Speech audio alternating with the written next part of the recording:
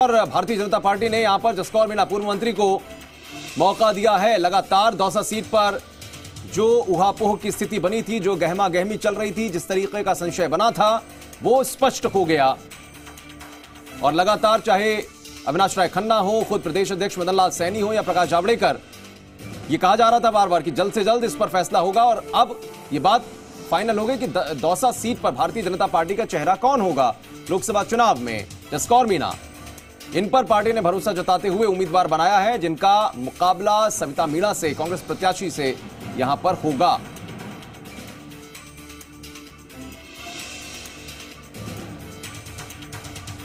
तो जिस दौसा सीट पर दंगल जयपुर से निकलकर दिल्ली तक पहुंचा, क्योंकि यह स्पष्ट तौर पर कह दिया गया था बीजेपी के नेताओं की तरफ से कि दौसा सीट पर जो फैसला होगा उम्मीदवार को लेकर वो दिल्ली दरबार में होगा। और अब आप देखिए कि दौसा सीट पर बीजेपी के उम्मीदवार का नाम स्पष्ट हो गया। जसकौर मीणा ही यहां पर बीजेपी की उम्मीदवार हैं, जिनका मुकाबला कांग्रेस की सविता मीणा से चुनाव में होने वाला है। और जो किरोड़ी लाल मीणा या फिर हुड्डा ग्रुप की बात कही जा रही थी कि कई नाम इस तरीके के निकल रहे थे जिनकी दावेदारी थी, करीब 5 से 6 नामों के बीच जसकौर मीणा का नाम बीजेपी ने औपचारिक तौर पर फाइनल कर दिया। महिला कैंडिडेट, दोनों ही महिला कैंडिडेट आमने सामने, और किस तरीके का यह मुकाबला दिखाई पड़ेगा। दौसा की सीट, वैसे तो 25 सीट लोकसभा की, सभी सीट अहम होती है, एक एक वोट, एक एक सीट अहम होती है, लेकिन नागौर और दौसा, जिस पर सबसे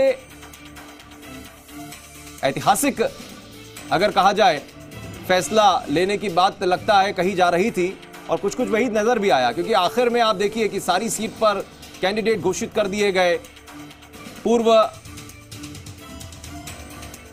सांसदों के अलावा तमाम दावेदारों की तरफ से यह कहा जा रहा था कि उनको टिकट मिले, लेकिन मौजूदा सांसदों में तमाम चेहरों को मौका दिया गया है, कुछ नए चेहरे उतारे गए हैं। तो दौसा सीट पर सबसे आखिर में फैसला कर पाई भारतीय जनता पार्टी, और नागौर सीट पर अपने उस चुनावी प्रयोग को फिर से पार्टी ने किया है जो कई साल पहले किया था पार्टी ने। फिलहाल बात अगर दौसा की करें तो कांग्रेस प्रत्याशी सविता मीणा के सामने जसकौर मीणा बीजेपी की प्रत्याशी।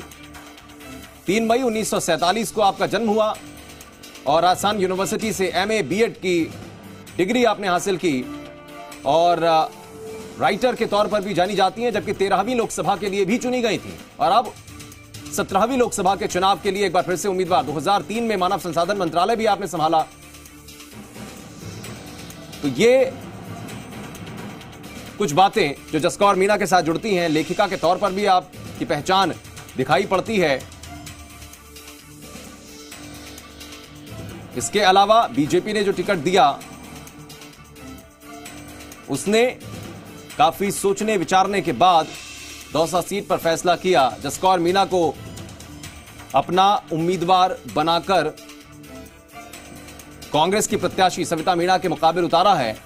कितना सफलता हासिल होगी इसमें भारतीय जनता पार्टी को, ये अलग बात है। और शशि मोहन शर्मा जुड़ गए हैं जी मीडिया संवाददाता फोन लाइन पर इसी खबर पर।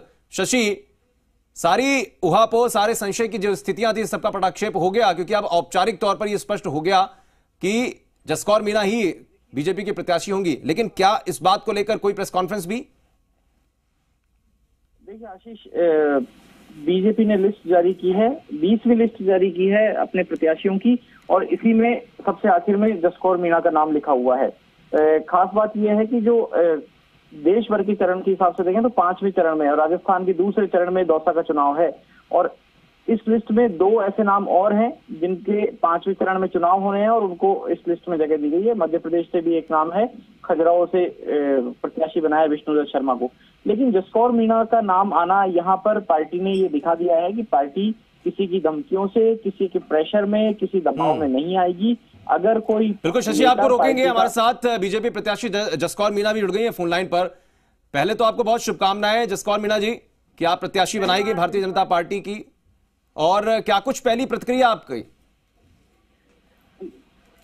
ये प्रतिक्रिया यही है कि बड़ी प्रसन्नता है, सब माहौल में प्रसन्नता है, कार्यकर्ताओं में प्रसन्नता है, आम जनता में प्रसन्नता है। और भारतीय जनता पार्टी के शीर्ष नेतृत्व ने जो फैसले किए हैं वो सिर माथे पे हैं, बहुत ही उत्तम फैसले हुए हैं। एक बड़ा राजनीतिक अनुभव आपको पहले से रहा है, मंत्रालय भी संभाल चुकी हैं, अच्छा राजनीतिक अनुभव। हाँ। इसी को देखते हुए शायद पार्टी ने यह फैसला किया होगा। लेकिन जो स्थितियां दौसा में बनी कुछ समय पहले, हाँ जी, उन स्थितियों से कैसे पार पाएंगी? डिस्टर्बेंस आ रहा है। जसकौर जी, अगर आपको आवाज मिल रही है तो बताइएगा, जो स्थितियां दौसा में चुनाव के दरमियान, टिकट बंटवारे के दरमियान बनी, उनसे किस तरीके से निपटेंगी? कोई दिक्कत ही नहीं है। पूरी पब्लिक, सर्व समाज, हमारा समाज, सब लोग चाह रहे हैं, सारे कार्यकर्ता चाह रहे हैं, किसी भी तरह की कोई दिक्कत नहीं जिससे मुझे निपटना पड़ेगा। हाँ। मैं प्रत्येक के साथ अपना व्यवहार रखूंगी। और साथ ही मैं ये सोचती हूँ कि दौसा की जनता और दौसा के संपूर्ण समाज के लोग, कार्यकर्ता सब मेरे साथ हैं।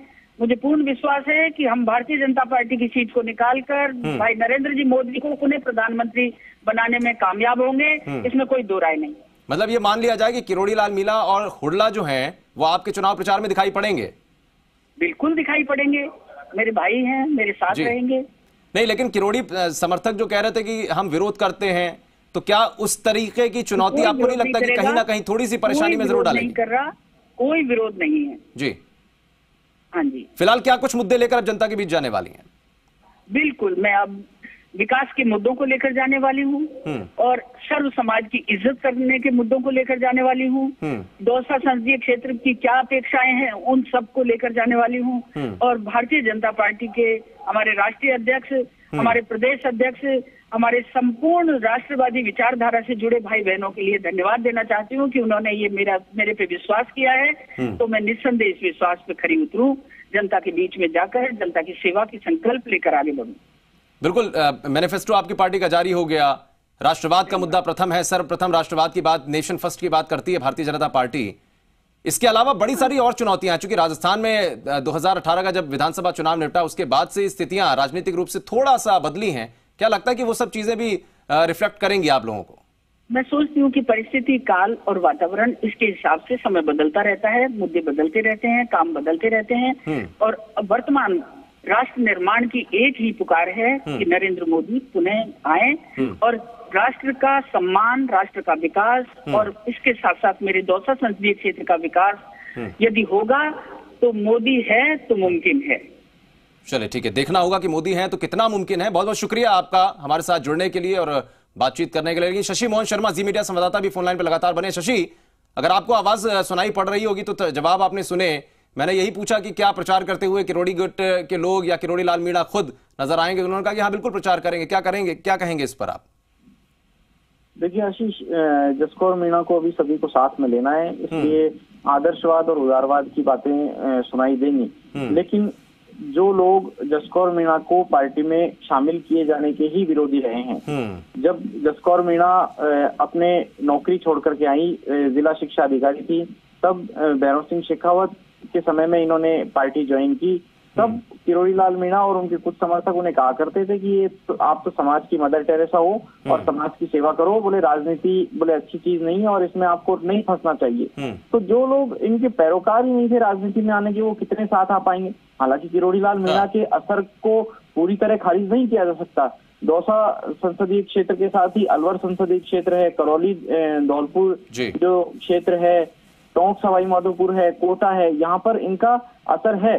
समाज के वोटों के कारण ज्यादा बड़ा असर है, लेकिन साथ ला पाएंगे या नहीं जसकौर के ऊपर निर्भर करेगा, लेकिन जसकौर से ज्यादा पार्टी के केंद्रीय नेतृत्व पर भी निर्भर करेगा। अब प्रकाश जावड़ेकर जो बीजेपी के लोकसभा चुनाव प्रभारी बनाए गए हैं राजस्थान के, उनको तालमेल बिठाना होगा। किरोड़ी कैंप और जसकौर कैंप, हुड्डा कैंप, जो खासकर ऐसे जो बहुत ज्यादा मुखर हो रहे हैं या ऐसा लगता है कि तेवर उनके तीखे हैं, तल्ख हैं, उनको किस तरीके से ठंडा किया जाए, न्यूट्रलाइज किया जाए और पार्टी के लिए लगाया जाए, पार्टी के कामकाजों में लगाया जाए, ये भी कहीं ना कहीं प्रकाश जावड़ेकर अच्छी तरीके से समझते हैं, क्योंकि अभी विधानसभा चुनाव संपन्न हुए हैं और उन्हीं के प्रभार में विधानसभा चुनाव निपटे। भारतीय जनता पार्टी जिस तरीके का भी प्रदर्शन करती नजर आई, वो तमाम चीजों से अनुभव जरूर उन्होंने लिया होगा। बहुत शुक्रिया फिलहाल आपका शशि, इस तमाम जानकारी के लिए।